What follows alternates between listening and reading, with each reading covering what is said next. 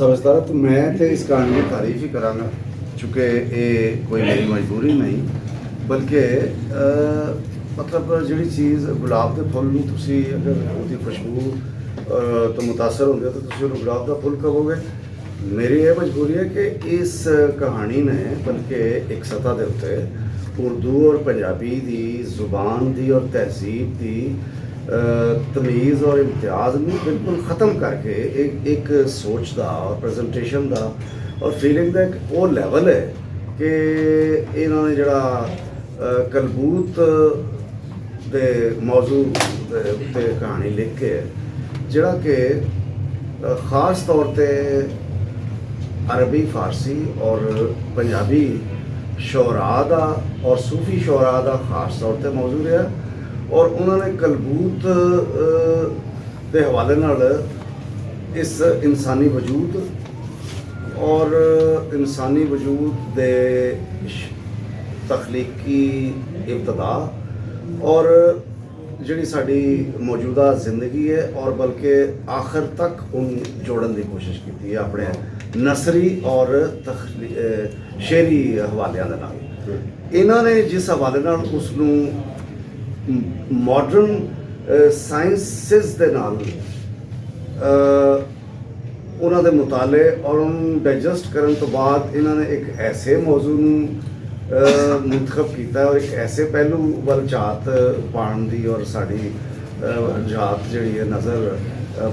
पाण की कोशिश की है कि जिहड़ी एक बहुत कामयाब कोशिश है। और मैनू ये तहरीर इसलिए भी अच्छी लगी कि ये एक बहुत अजीबो गरीब, बहुत हैरतनाक, बहुत खलंडरी और बहुत शरीर अंदाज जिहड़े ने इस तहरीर च मिलते हैं, इस कहानी च मिलते हैं। पहली तो गल है कि कामयाब कहानी है, मतलब इनू सिर्फ तहरीर नहीं, मतलब कई लोग कहते हैं तहरीर बहुत अच्छी है लेकिन कहानी नहीं बन सकी, अफसाना नहीं बन सकी, इस शायरी दे विच कोई बज़ाहिर नुक्स नहीं हैगा, लेकिन गज़ल नहीं बन सकी, नज़म नहीं बन सकी। वजह जो पूछी जाए तो शायद प्रॉब्लम हो गए कहने वाले इसकी, जिस तरह मैं कहा कि अजीबो गरीब मौजू मतलब सामने तक वाकईयत के उत्ते मबनी साढ़ियाँ दास्ताना तो शुरू करके तो कहानी जी है, जो कहानी और अफसाने का फ़र्क है, ये बहुत कामयाब अफसाना है। अगर असी सिर्फ कहानी नहीं, कहानी वाकईयत नाल असी जोड़ दी गई है कि जी कोई वाक़या होए तो ये वो, लेकिन वो उर्दू के नाल बल्कि अंग्रेज़ी और उर्दू के नाल पंजाबी दे विच भी अफसाना जो है बहुत कमाल अफसाने लिखे गए हैं। खुद यही आप बहुत अच्छे कहानीकार ने, इन्होंने ये जी कहानी पेश की है, ये जी है ना इन्हों की जुबान या बयानिया जोड़ा है इंतहाई दर्जे का तख्लीकी बयानिया, मतलब सिर्फ जुबान के हवाले नाल नहीं वरत्या इन्होंने, बल्कि एक जुमला जोड़ा है सी वो एक मैं कहांगा कि एक वो मुख्तलिफ तरह की बयानिया सनत मौजूद सन, ठीक है, जड़ा कि इंतहा है।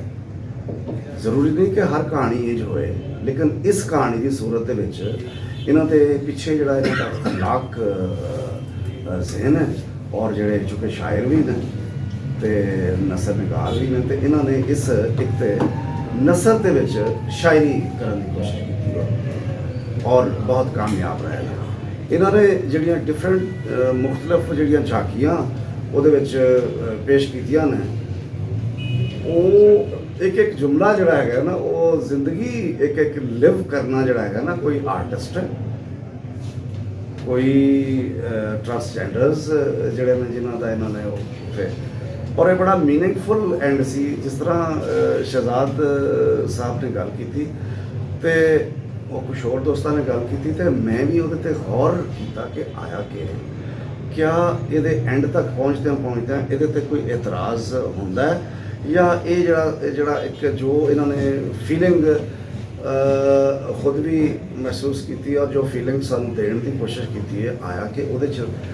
कोई इन्हों के मुख्तलिफ लफ्ज़ इस्तेमाल किया कि पहला दूजा तीजा की लफ्ज़ सी, हाँ जी, प्लॉट्स ਅੱਛਾ, ਮੈਂ ਉਹਨੂੰ ਕਹਾਂਗਾ ਕਿ ਮੈਂ ਉਹਨੂੰ ਸਲੋਟਸ ਕਹਾਂਗਾ ਕਿ ਡਿਫਰੈਂਟ ਸਲੋਟਸ ਇਹਨਾਂ ਨੇ ਜਿਹੜੇ ਕੀਤੇ ਨੇ ਨਾ, ਉਹ ਇੱਕ ਇੱਕ ਸਲੋਟ ਜਿਹੜਾ ਹੈਗਾ ਬਹੁਤ ਭਰਪੂਰ ਕਮੈਂਟ ਹੈ ਔਰ ਇਹਨਾਂ ਦੇ ਮੌਜੂ ਦੇ ਨਾਲ ਬਹੁਤ ਇੰਤਹਾਈ ਮੁਤਅਲਕ ਹੈ। ਔਰ ਆਖਰੀ ਜਿਹੜਾ ਇਹਨਾਂ ਦਾ ਹੈਗਾ ਸੀ, ਮੈਂ ਗੌਰ ਕੀਤਾ ਕਿ ਆਇਆ ਕਿ ਕਿਤੇ ਰੁਕਾਵਟ ਤਾਂ ਨਹੀਂ ਬਣਿਆ ਉਸ ਮੌਜੂ ਨੂੰ ਭਰਪੂਰ ਅੰਦਾਜ਼ ਨਾਲ ਕਮਿਊਨੀਕੇਟ ਕਰਨ ਦੇ ਵਿੱਚ, ਤੇ ਉਹ ਨਾ ਸਿਰਫ ਰੁਕਾਵਟ ਨਹੀਂ ਬਣਿਆ ਬਲਕਿ ਉੱਥੇ ਵੀ ਜਿਸ ਤਰ੍ਹਾਂ ਕਿਹਾ ਗਿਆ ਕਿ ਉੱਥੇ ਵੀ ਕਹਾਣੀ ਖਤਮ ਹੋ ਸਕਦੀ ਸੀ। ਉਹਨੇ ਕਿਹਾ ਕਿ ਜੀ ਮੈਂ ਇਸ ਦਫਾ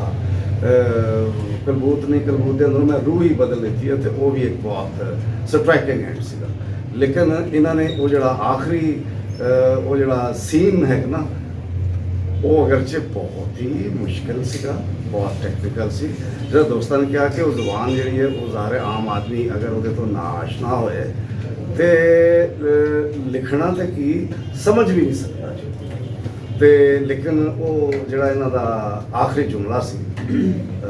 ਕਮਾਲ ਸੀ, ਔਰ ਮੈਂ ਤੁਹਾਡੇ ਹਵਾਲੇ ਨਾਲ ਇਹਨਾਂ ਨੂੰ ਬਹੁਤ ਮੁਬਾਰਕਬਾਦ ਦੇਣਾ ਜੀ, ਉਹਨਾਂ ਦੀ ਤੂਲ ਉਮਰ ਔਰ ਉਹਨਾਂ ਦੀ ਖੈਰ ਬਰਕਤ ਲਈ ਦੁਆ ਸ਼ੁਕਰ जी ली भाई आप बात मैं तो कहानी शुरू से लेके जो ही वसीम साहब ने पढ़नी शुरू की थी, मैं तो उन्होंने अदायगी तो पढ़त तो इस तरह मुतासर होया कि मैं तो बाकायदा ट्रांस से चला गया और मैंने पता ही लगा कि कहानी कदों खत्म हो गई, मैं कितने बैठा। मैं तो इन्हों का पहले भी कायल है, मगर जिस अंदाज उन्होंने अज की कहानी पेश की है, कहानी लिखना भी एक आर्ट है, पेश करना भी एक आर्ट है, बल्कि वो तो ज़्यादा मौसर आर्ट है जोड़ा कि उस कहानी को मुकम्मल तौर पर अपना बयान करता है और उस सारे मंजरनामे जोड़ा जोड़ा इन्होंने बयान किया है वो मेरी अखा दे के फिल्म की तरह चलने लग गया और मैं तो हैरान ही हो गया, बाकायदा हैरत रह गया, जिन कहते मबहूत हो जाना। मैं वाकई मबहूत हो गया कहानी सुन के, और इन्होंने पढ़त का क्या कमाल अंदाज सी यार। मैं कहानी का भी कायल है और ताड़ी पढ़त का भी कायल है, और जिस तरीके उसने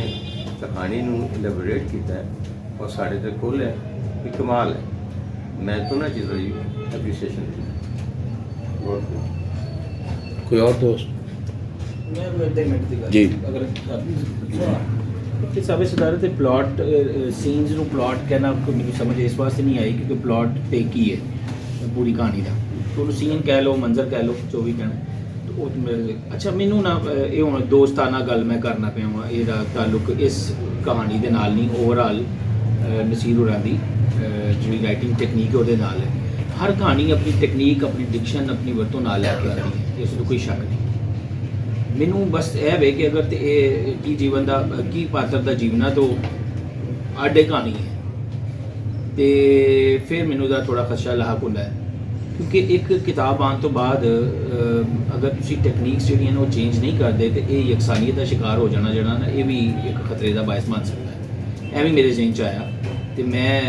ਸਿਰਫ ਝਾਤ ਹੀ ਪਾਣੀ ਸੀ ਇਹ ਵਾਲੇ ਗੱਲ ਵੱਲ ਕਿ ਇਹਨੂੰ ਜ਼ਰਾ ਦੇਖ ਲੈਣ ਕਿ ਇਹ ਕਿਆ ਹਰ ਕਹਾਣੀ 'ਚ ਇਹ ਚੱਲ ਜਾਏਗਾ ਕਿ ਨਹੀਂ।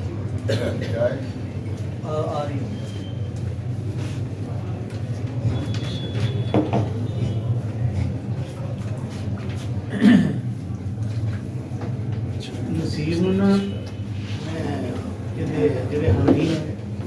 ਉਹ ਅਕਸਰ ਇਹਨੂੰ ਉਸਤਾਦ ਕਹਿ ਕੇ ਨਾ ਬੁਲਾਉਂਦੇ ਨੇ, ਤੇ ਅੱਜ ਮੈਨੂੰ ਉਹਨਾਂ ਦੀ ਕਹਾਣੀ ਸੁਣ ਕੇ ਯਕੀਨ ਹੋਇਆ ਜੀ ਉਸਤਾਦ ਤੇ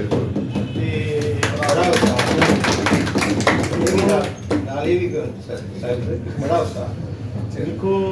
ਕਿਸੇ ਕਹਾਣੀਕਾਰ ਨੂੰ ਇਹ ਪਤਾ ਹੋਵੇ ਕਿ ਮੈਂ ਕਹਾਣੀ ਕਿਵੇਂ ਲਿਖਣੀ ਹੈ, ਕਹਾਣੀ ਵਿੱਚ ਕੀ ਲਿਖਣਾ ਤੇ ਕਹਾਣੀ ਵਿੱਚ ਕੀ ਨਹੀਂ ਲਿਖਣਾ। ਜਿਸ ਕਹਾਣੀਕਾਰ ਨੂੰ ਇਹ ਪਤਾ ਹੁੰਦਾ ਨਾ, ਉਹਦੇ ਵਿੱਚ ਹੀ ਉਹ ਕੌਨਫੀਡੈਂਸ ਹੋ ਸਕਦਾ ਜਿਹੜਾ ਨਸੀਰ ਵਿੱਚ। ਨਸੀਰ ਦੀ ਕਹਾਣੀ ਸੁਣ ਕੇ ਲੱਗ ਰਿਹਾ ਸੀ ਕਿ ਪੂਰੇ ਕੌਨਫੀਡੈਂਸ ਨਾਲ ਕਹਾਣੀ ਲਿਖ ਰਿਹਾ, ਇਹਨੂੰ ਕੋਈ ਉਹ ਇਹ ਵਹਿਮ ਨਹੀਂ ਕਿ ਮੇਰੀ ਕਹਾਣੀ ਕੋਈ ਸਮਝ ਸਕੇਗਾ। ਕਿ ਕੌਣ ਕੋਈ ਮੇਰੀ ਕਹਾਣੀ ਸਮਝ ਸਕੇਗਾ ਨਹੀਂ ਸਮਝ ਸਕੇਗਾ, ਇਹਨਾਂ ਕਿਧਰੇ ਸਮਝਾਉਣ ਦੀ ਕੋਸ਼ਿਸ਼ ਨਹੀਂ ਕੀਤੀ। ਇੱਕ ਪੈਨੋਰਾਮਾ ਸੀਨ ਬਦਲ ਰਹੇ ਨੇ, ਵੱਖ-ਵੱਖ ਕਰੈਕਟਰ, ਕਦੀ ਮੋਚੀ, ਕਦੀ ਕਮਿਆਰ ਆ ਗਿਆ, ਕਦੀ ਉਹ ਜਵਾਨ ਆ ਗਿਆ, ਕਦੀ ਕੋਈ ਸਰੰਗੀ ਨਵਾਜ਼ ਆ ਗਿਆ,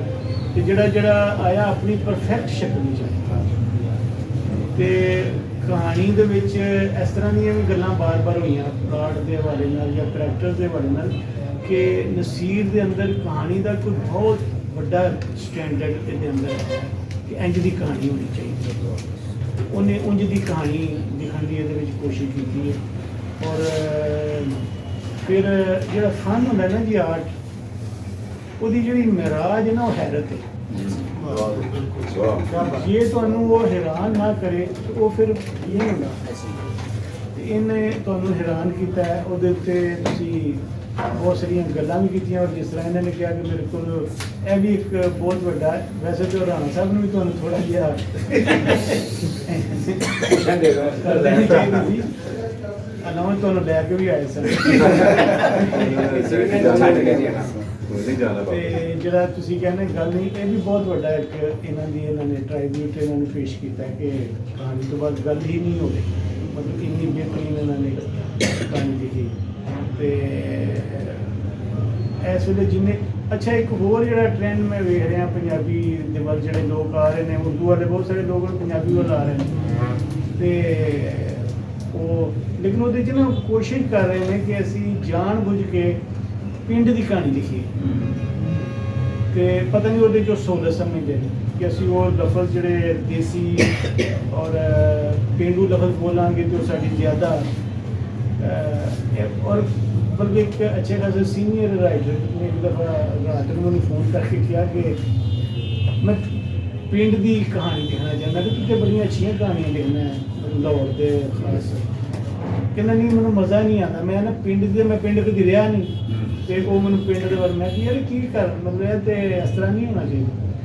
ਤੇ ਨਸੀਰ ਨੇ ਕਿਧਰੇ ਵੀ ਐਸੇ ਲਫ਼ਜ਼ ਨਹੀਂ ਵਰਤੇ ਕਿ ਜਿਵੇਂ ਜਾਣ ਕੇ ਕਿਧਰੋਂ ਸੁਣੇ ਹੁੰਦੇ ਨੇ ਲਫ਼ਜ਼, ਜਾਣ ਕੇ ਆਪਣੀ ਕਹਾਣੀ ਵਿੱਚ ਮੁਸ਼ਕਲ ਲਫ਼ਜ਼ ਕੋਈ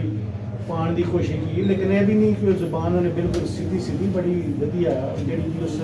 ਪ੍ਰੋਫੈਸ਼ਨ ਦੇ ਨਾਲ ਜੁੜੀ ਟਰਮੀਨੋਲੋਜੀ ਸੀ। ਤੁਸੀਂ ਕਹਿ ਸਕਦੇ ਕਿ ਪਿੰਡ ਔਰ ਸ਼ਹਿਰ ਦੀ ਮਿਕਸ ਕਹਾਣੀ। ਹਾਂ, ਨਹੀਂ ਜਿਹੜੇ ਦੇਖੋ ਕਰੈਕਟਰ ਨੇ ਨਾ, ਇਹ ਵੀ ਜਿਹੜੀਆਂ ਅਸੀਂ ਵੰਡਾਂ ਪਾਈਆਂ ਨਾ, ਮਤਲਬ ਬੜੀਆਂ ਅਜੀਬ ਜਿਹੀਆਂ ਲੱਗਦੀਆਂ ਨੇ। ਮੈਂ ਲਾਹੌਰ ਦੇ ਇੱਕ ਨਾਵਲ ਲਿਖ ਰਿਹਾ ਸੀ, ਤੇ ਮੈਂ ਲਾਹੌਰ ਦੇ ਅੰਦਰੂਨ ਸ਼ਹਿਰ ਦੇ ਵਿੱਚ ਬਹੁਤ ਸਾਰੇ ਲੋਕਾਂ ਨੂੰ ਮਿਲਿਆ, ਤੇ ਮੈਨੂੰ ਇੰਝ ਲੱਗਾ ਮੈਂ ਪਿੰਡ ਵਿੱਚ ਹੀ ਹਾਂ। ਮਤਲਬ ਜਿਹੜਾ ਇਹ ਵੀ ਇੱਕ ਅਸੀਂ ਮਖਸੂਸ ਪੋਸ਼ ਏਰੀਆਜ਼ ਨੂੰ ਵੇਖ ਕੇ ਨਾ, ਮਤਲਬ ਪਿੰਡਾਂ ਨੂੰ ਇਕੱਠੇ ਕਰਕੇ ਸ਼ਹਿਰ ਬਣੇ ਹੁੰਦੇ ਨਾ ਆਮ ਤੌਰ 'ਤੇ। ਇਹ ਵੇਖੋ ਨਾ ਤੁਸੀਂ, ਬਹੁਤ ਸਾਰੇ ਇਲਾਕੇ ਜਿਹੜੇ ਪਿੰਡ ਹੀ ਨੇ ਤੇ ਉਹ ਸ਼ਹਿਰ ਵਿੱਚ ਬਣ ਗਏ। ਤੇ ਉਹ ਗੱਲ ਕੋਈ ਨਹੀਂ। ਮਤਲਬ ਫਿਰ ਇਹਨਾਂ ਨੇ ਜਿਹੜੇ ਪੇਸ਼ੇ ਜਿਹੜੇ ਇਹਨਾਂ ਨੇ ਗਣਵਾਏ ਸਾਰੇ ਦੇ ਸਾਰੇ, ਉਹ ਤੇ ਭਾਵੇਂ ਪਿੰਡ ਹੋਵੇ ਜਾਂ ਸ਼ਹਿਰ ਹੋਵੇ, ਉਹ ਤੇ ਉਂਝ ਹੀ ਹੁੰਦਾ। ਤੇ ਬਹੁਤ ਹੀ ਮੈਂ ਇਹਨਾਂ ਨਾਲ ਵਾਅਦਾ ਕਰ ਬੈਠਾ ਸਾਂ ਕਿ ਮੈਂ ਆਵਾਂਗਾ, ਫਿਰ ਮੈਂ ਬਹਾਨੇ ਸੋਚਦਾ ਰਿਹਾ ਕਿ ਮੈਂ ਨਾ ਜਾਵਾਂ, ਮੈਨੂੰ ਕੋਈ ਜ਼ਰੂਰੀ ਕੰਮ ਸੀ। ਤੇ ਲੇਕਿਨ ਮੈਨੂੰ ਆਉਣਾ ਹੀ ਚਾਹੀਦਾ ਸੀ, ਔਰ ਮੈਂ ਨਸੀਰ ਦੀ ਕਹਾਣੀ ਸੁਣੀ, ਮੈਨੂੰ ਬੜਾ ਚੰਗਾ ਲੱਗਾ। क्या आ गया ना जी, बैठ नसीब साहब बैठो बाद में मिलना है जी। मैं सारे दोस्तों का जेडे इजलास मौजूद हैं उन्होंने शुक्रगुजार हाँ कि उन्होंने सारा मान बताया, और खासकर नैन जी उन्होंने बड़ा धन्यवाद, बहुत शुक्रिया, बड़ी मुहब्बत के जिन्होंने अज इजलास की सदारत की थी। अभी अस्कर अब्बास साहब बीमारी के बावजूद तशरीफ लाए, उन्होंने बहुत शुक्रिया। जाहिद उमर शाह साहब साढ़े दोस्त कैनेडा तो आए, उन्होंने बहुत शुक्रिया, और थोड़े तमाम दोस्तों का शुक्रिया। और दोनों तख्लीकार हुसैन शम्स राना और जनाब रशीद अहमद, उन्होंने बहुत शुक्रिया कि उन्होंने अपने तख्लीकार तनकीदा से पेश की थी।